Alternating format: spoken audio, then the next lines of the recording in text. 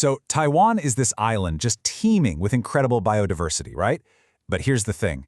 Its most iconic species are at a critical tipping point.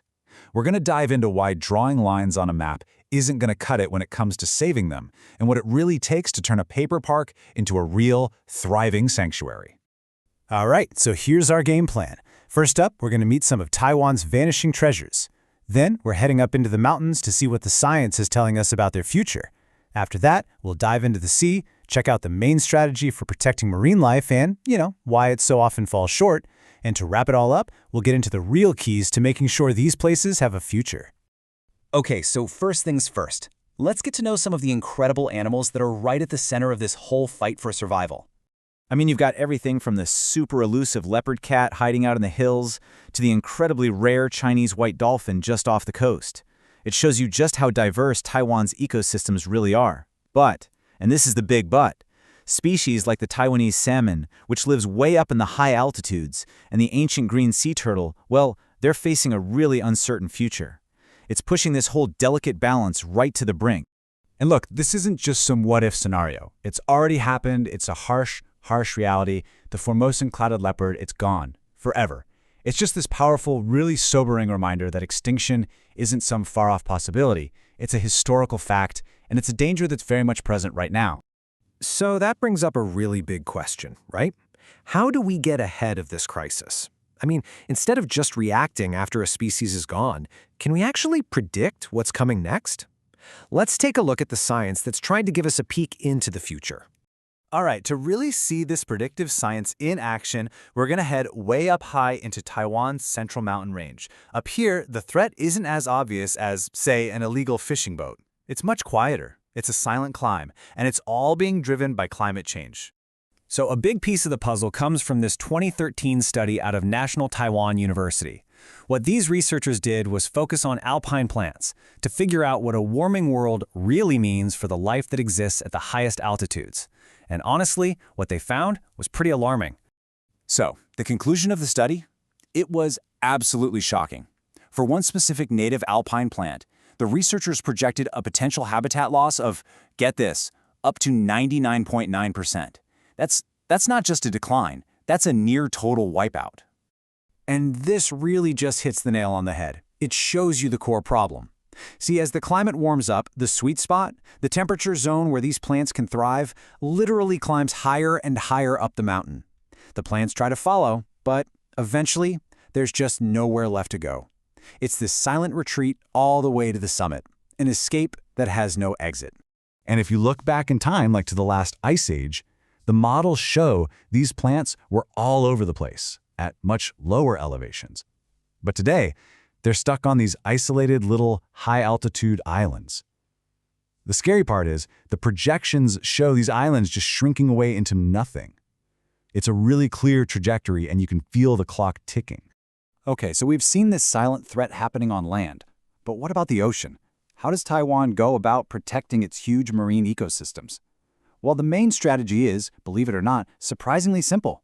You draw lines in the sea. Right, so the number one tool for this job is something called a Marine Protected Area, or MPA. The whole idea is pretty straightforward. You mark off a specific area of the ocean, you put limits on what people can do there, and boom, you've created a safe zone for marine life to bounce back and thrive. Probably the best way to wrap your head around it is to think of it like a bank account. All the fish inside the protected area, that's your principal. It's untouchable. Now, the fish that spill out from that healthy population into the fishing zones, that's the interest. And that's what you can live on, sustainably. In theory, it's a win-win for everyone. But, and there's always a but, right? Does this great idea actually work out in the real world? Well, this is where the story gets a whole lot messier, and we run headfirst into what's known as the paper park problem. So if you just look at the official numbers, things look pretty good. The government claims that over 40% of Taiwan's waters are protected. But, and this is a huge but, when scientists go looking for areas with actual meaningful protection and enforcement, that number just craters, down to a little over 5%. And that massive gap between the official story and the reality on the ground, it points to this critical worldwide problem. A paper park is exactly what it sounds like, a protected area that looks fantastic in a government report or helps you tick a box for an international agreement. But out on the water, there's little to no real management or enforcement. It gives you the illusion of protection without any of the substance.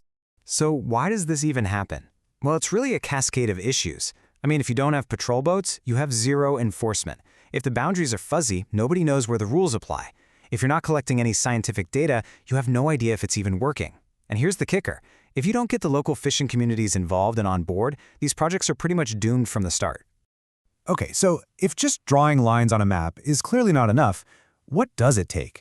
What does it actually take to make marine protection work? How do we go about turning these paper parks into real, living, breathing sanctuaries? Well, researchers from all over the world have looked at tons of these MPAs, and they basically boiled down success into 5 key ingredients.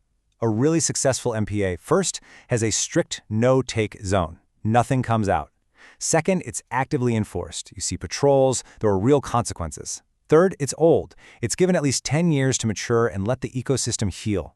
Fourth, it's got to be large, big enough to protect whole life cycles. And finally, it's either totally isolated from human pressures or it's part of a connected network of protected areas. So what this research really does is give us a clear path forward. It tells us we need to shift our focus from the quantity of protected areas, how many square kilometers we can claim, to the quality of the protection itself. And that all comes down to 3 things: effective management, real partnerships with communities, and strong science. That's what gives these protected areas actual teeth. And that kind of leaves us with this final, big thought to chew on. Protecting our planet's biodiversity isn't a one-and-done deal. It's not just about drawing a line on a map and calling it a day. It's this continuous, collaborative, and, let's be honest, really challenging effort. The big question for Taiwan, and really for all of us, is what are we willing to invest to turn those lines on a map into the thriving, living sanctuaries that our future really depends on?